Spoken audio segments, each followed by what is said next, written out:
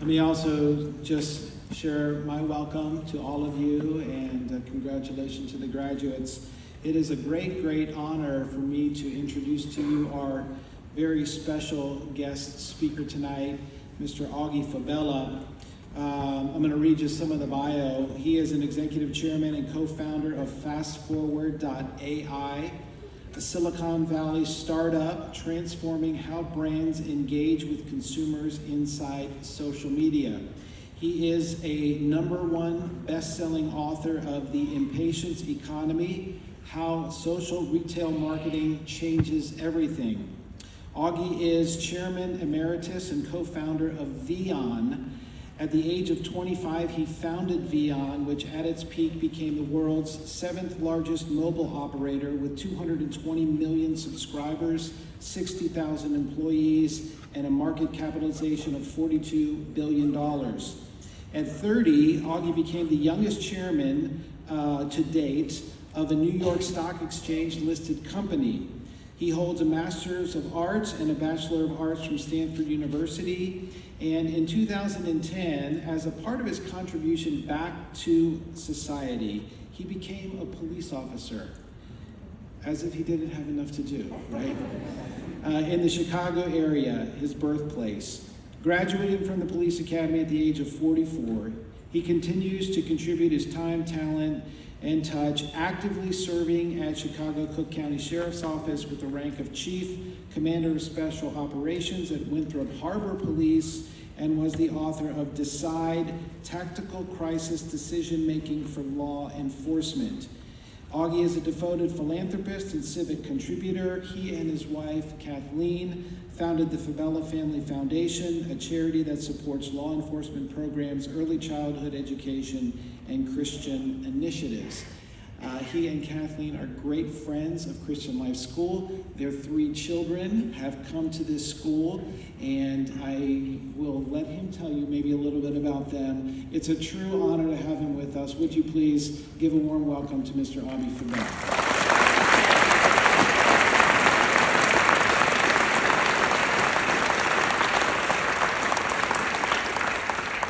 Thank you, Dr. Bogasic. Indeed, it's an absolute honor to be here at Christian Life School. Parents, family, and friends, I had a chance to meet some of you before the graduation. Thank you for being here to support and celebrate your graduate. I did indeed have the pleasure to be sitting where you are last weekend, but in Florida, where my youngest son also graduated from high school. As Dr. Bogasic said, I have 3 sons, and all 3 have attended CLS, so I know what a great blessing CLS is, and I know you, the graduates, understand what a great blessing this has been for you. Today is your graduation day. It's the evening for you to celebrate a key milestone in your life. But before addressing the class of 2022, parents, families, and friends, know that your responsibility is not over yet. Your graduate is now beginning a new journey in their lives, and more than ever, the baton of life education and character development is firmly passed from CLS back to you. You all still need to support, love, and encourage your student, and they need you. And face the reality, they probably also need your money going forward for them. Class of 2022. Christian Life School's mission is to prepare you spiritually, socially, and academically to impact your world for God. Some of you are going off to college to continue to prepare yourselves. Others will go into the workforce and start your journey towards financial independence. But all of you are entering the world of adulthood. Your opportunity and charge to make an impact starts now. And it will grow and develop as each of you personally grow and continue to develop. Impact for some of you will end up being in the world of ministry. For others, it will be in public service, the arts, or education. And for some, it may be business, engineering, or a vocation. But one thing that should always be common and central to all of you is your faith in God and fulfilling His calling for you. I want to talk to you about your calling and your impact in the world for God. What does that mean, and what can that look like? I'm always a bit uncomfortable talking about myself, and Dr. Bugasic was very kind in his introduction. But I'm going to tell you a little bit about my life in hopes that it actually maybe gives you a glimpse of where you are and where God will have you going in the future. My parents were actually genuinely concerned that I might not graduate from high school. They definitely had doubts that I would go on to college. As my parents sometimes reminded me, I somehow managed to fail kindergarten and had to repeat it twice. So I obviously wasn't very good at coloring within the lines. I wasn't the most motivated person in high school. I was a good kid, but I never put an extra minute beyond the bare minimum necessary work. I would come home from school every day, lay on the couch, watch TV, and eat popcorn. Nonetheless, I had fine grades, and mostly it wasn't, of course, at all because I was brilliant, but I went to a public school. I didn't have the benefit of the school that you had, and it didn't take a lot of work to get good grades. Despite absolutely nothing in my high school life pointing to anything extraordinary in my path ahead, 7 years after my high school graduation, I had started my 4th company, and I was headed to the Soviet Union to seek a growth opportunity which would lead me to starting my 5th company at the age of 25. By 25, I had lived and worked in Tokyo for 2 years. I received both my bachelor's and my master's degrees from Stanford University. I started a global marketing company. I started an IT company. I started a tech manufacturing business, and I started a mobile network operator, which would become larger than AT&T and Verizon combined with 220 million customers. So let me pause here a little bit to really give you a context and the example of a calling from God. My graduate and undergraduate degrees were international policy and international relations. Not marketing, not communications, not engineering, not technology, and not business. Yet, God illuminated a path for me that I would venture beyond what I thought I would do, beyond what I studied at school, beyond what I knew or was comfortable with. In college, I prepared myself for what I thought would be a life in international government and public service, with my ultimate professional goal at the time was to become an ambassador. But God had other plans for me from the very beginning. When I went off to college, I decided that I had to change my sluggish ways of high school. I knew that that was not going to get me anywhere in life. I was a complete introvert in high school, and I decided that I needed to change that too. So beginning with my first day at college, as I walked into my dorm building, I just decided to act like an extrovert. I was talking to everybody. Nobody escaped me. Apparently, I even introduced myself 3 times to my roommate. So clearly I wasn't very good at the extrovert thing, but it didn't matter. I had made a decision that I needed to change, and I forced myself to change. I thought I knew my plan and my path, and I worked very hard to fulfill it. It was a huge financial sacrifice for my parents to send me to college, as we had very modest financial means. So I wanted to take full advantage of the opportunity and set out to take every government and international class that Stanford had to offer. As a result, I received my bachelor's and my master's degrees in 4 years. Again, not because I was brilliant, but because I was so passionate about taking every international class that Stanford had to offer. So let me go back and share a little bit more about some of the details of my 7-year journey past graduation. And I'd like to articulate some thoughts that I hope you will find relevant to your journey and your future impact on the world for God.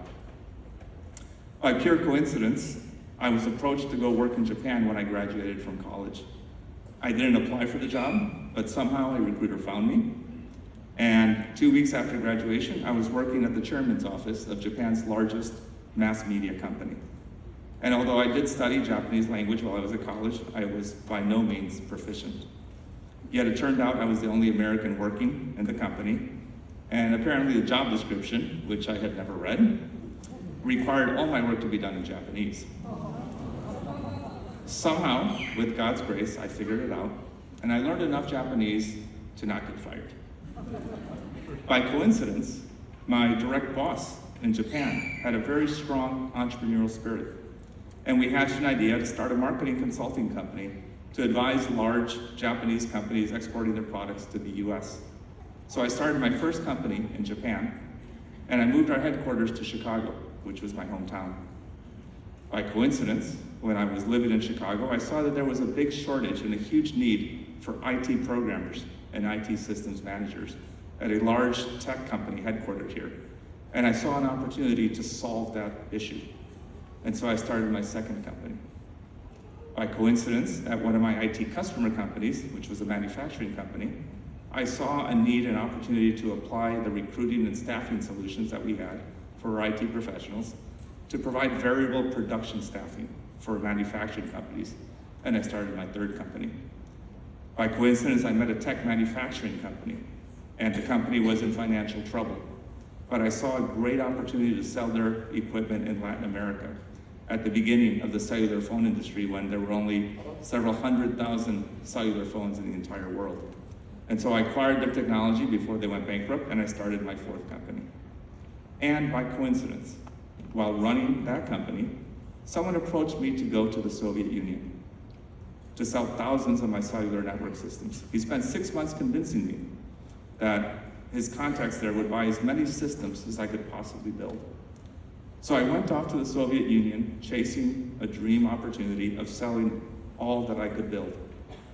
It's a longer story than is relevant here, but suffice it to say, I did not sell one single system, not one at all. And yet, while there, I started my fifth company, a company that would become the 7th largest mobile operator in the world with 60,000 employees globally.